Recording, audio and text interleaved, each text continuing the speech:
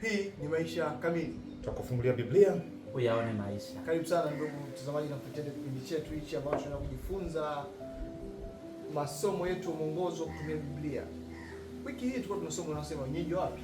Wa mbinguni. Somo la 7. Na tukaona fungu letu karibu kwenye kitabu cha Wafilipi 4 fungu la 6. Na tukajifunza mambo mengi wiki hii. Ina maana tunaweza kuwa wenyeji wa mbinguni. Lakini leo tunaenda kupata hitimisho la somo hili. Lakini pia na kutoa na kujibu maswali ambayo tumepewa katika mwongozo wetu. Sasa kabla ya kuanza tupata ombi. Tuombe. Baba yetu mwema na Mungu mtakatifu, jina lako litukuzwe. Tunakushukuru kwa upendo wako na ulinzi wako katika maisha yetu. Leo umetuleta tena siku ya leo tujifunze, wewe ukiwa mwalimu wetu.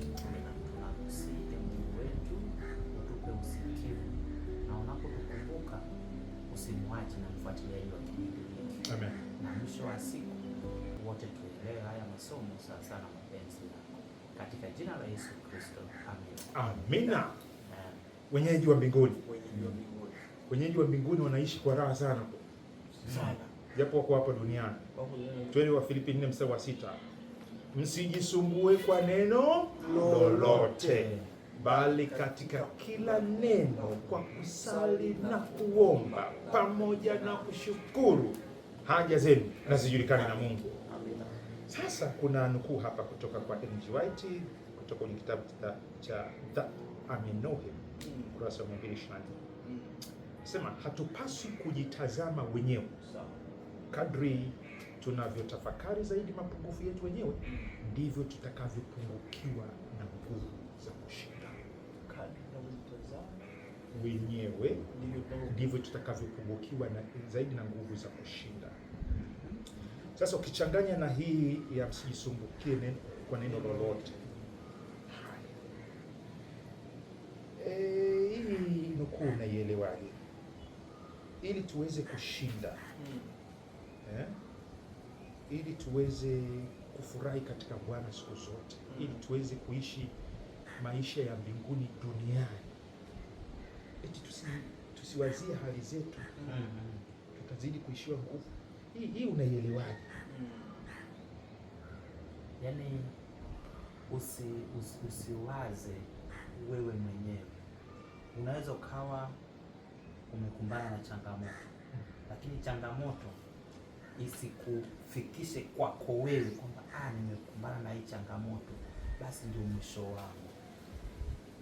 Yaani usijitazame mwenyewe.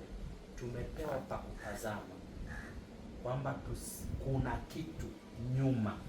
Kwa hiyo tukiishia hapa kwenye sisi, mimi labda leo kama kuna mfano useme kwamba mtu amebaki na 500 tu, ina maana mimi sina maisha hapa, mimi ndio nimeishia hapa. Kumbe tumeambiwa kwamba usiishie hapo, kuna kesho yake ambayo kuna matumaini. Kwa hiyo ukiishia hapa kwako, hata ile uliambiwa kwamba usisumbuke na mambo haya, hautapata nguvu ya kuacha kusumbuka. Kwa hiyo ukiangalia mbele, maana tumeambiwa sisi ni wenyeji wa wapi? Wa mbinguni. Haya, ukijitazama unaishia hapa. Kwa hiyo unapoacha kujitazama mwenyewe, unaangalia mbele na Kristo ndio mbele yetu. Amen. Haya, kuna lingine. Hebu tazama matukio yako.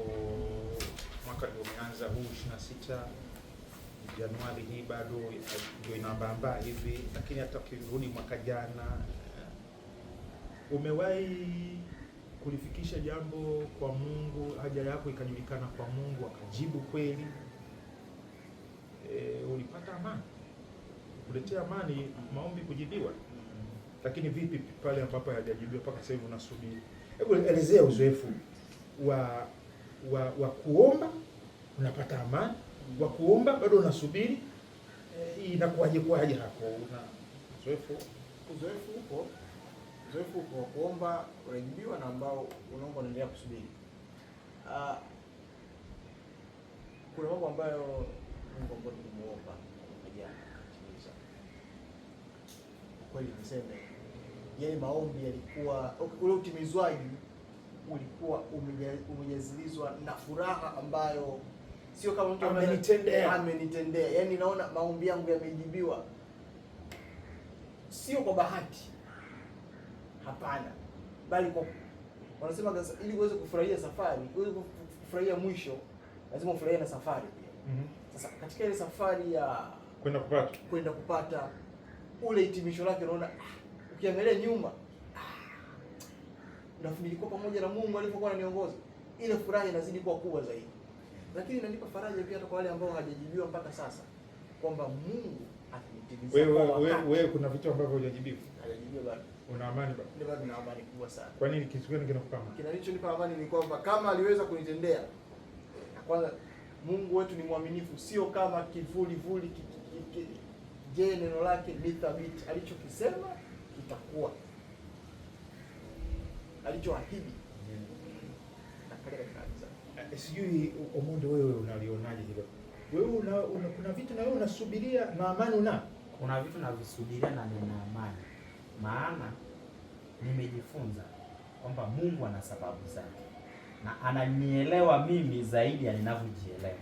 Naweza nikawa nimemuomba kitu ambacho yeye anaona kwamba kwa sasa hivi nisubirie kwanza, kwamba labda kwa mbele kidogo, na kitu kinaposogezwa mbele, unapoona kwamba hapa bado, unakuwa na amani, kwa sababu ingekuwa ya kukupa sasa hivi angenipa.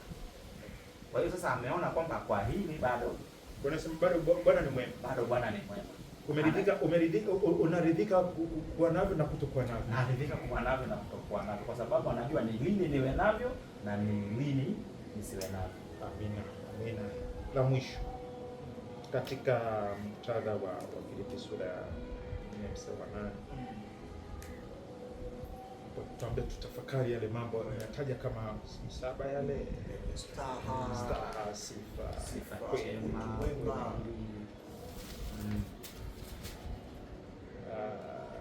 Katika sio mojawapo katika hivyo, kitu gani ambacho unapokifikiria kinaimarisha imani yako na mwendo wako kutembea pamoja na Bwana? Yaani ukiwazia, yaani ukikaa kwenye hizo tafakari, kinakuongezea mwendo, kinakuspeed up katika mwendo wako na Bwana, kinakuimarisha katika imani. Yaani unavyotafakari ni vitu gani ambavyo tafakari yake vinakubariki? Kwangu mimi ni namba moja kweli. Kwa sababu Yesu alivyosema, alikuwa anasisitiza vitu vyake. Yaani anatutia, yaani amini. Yaani ninachokwambia, wewe ukikaa kwenye kweli unasikia amani? Nasikia amani. Na ameniahidi atakuja. Japo watu wengi wanasema uongo. Wengine wanasema mbona Yesu alisema na hajarudi? Wao ni uongo. Lakini huyu alikuwa mkweli, na yeye mwenyewe ndiye kweli, amenithibitishia. Amekuthibitishiaje kweli? Kweli yake amethibitisha. Alisema kwamba atafufuka baada ya siku 3. Alifufuka. Hayupo kaburini? Hayupo. Amekusamehe dhambi? Na amenisamehe. Ticket nani, passport ya Yerusalemu pia amenihakikishia kwamba yeye kuniacha hapa ni kwamba anaenda kuniangalia. Ni kweli, ni ukweli mtupu. Na ni ukweli kwamba atarudi kama alivyoweza kufufuka. Yaani hata yaani jinsi unavyoniongelea na macho unavyonitazama, ninaona kweli kabisa naongea hapa. Mungu akubariki sana.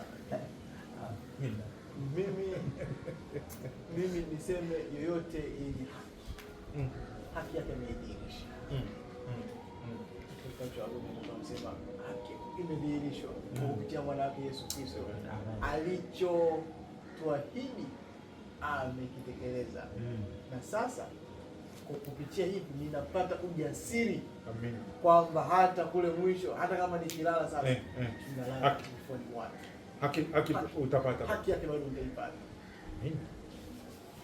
Basi kila mmoja, tunapomaliza somo la 7 katika mfululizo wa masomo yetu ya 13 yaliyojengwa kwenye somo linalosema kuunganisha mbingu na nchi, Kristo katika Wafilipi na Wakolosai. Katika kuhitimisha somo hili sasa, kila mmoja sentensi ya mwisho ambayo ungependa kumbariki msikilizaji kwa. Sitapungukiwa na kitu katika Bwana. Amin. Mimi ni kwamba naishi hapa duniani lakini ni kama mgeni, mwenyeji wangu ni Mungu. Amina. Mimi Yesu atosha. Amina. Amen. utatuambia na wewe kilichokubariki, unachotoka nacho hapo kwenye comment hapo chini. Tuombe. Baba yetu wa mbinguni, tunakushukuru kwa ajili ya mfalme wa amani aliyeko juu mbinguni, Yerusalemu ya mbinguni, ambaye atakuja kutuvisha miili hii ya unyonge, ya uhitaji wa mwili ule wenye mkuvu wa utukufu usioharibika. Lakini tunapokuwepo hapa tukiiga mfano wa Kristo, kama tulivyoonyeshwa na mitume na watumishi wake, tupatie kutafakari yaliyo mema kama tulivyohimizana hapa. Lakini na mtumishi wako anayetusikiliza pale, kamshikilie katika njia hii ya imani. Kama kuna maombi hajajibiwa bado, jaze amani, patie tafakari njema anapongojea na kusubiria kwa saburi. Lakini ikiwa kama Baba amepokea tayari, patie kushukuru, patie kufurahia.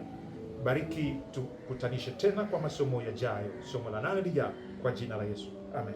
Amen. Asante sana ndugu mtazamaji, tumefikia tamati somo la 7, somo la 8 wiki ijayo, ambapo tunaingia jamani, karibia tunafikia mwisho 8, tuna somo 13 katika roho hii. Somo la 8 wiki ijayo unasema ukuu wa Kristo katika yote. Kwa ubariki sana, mimi Harold Binza, Enos Makalindile, nami Geoffrey. Hapa ni Mbezi, Dar es Salaam, Tanzania. Karibu sana. Amin.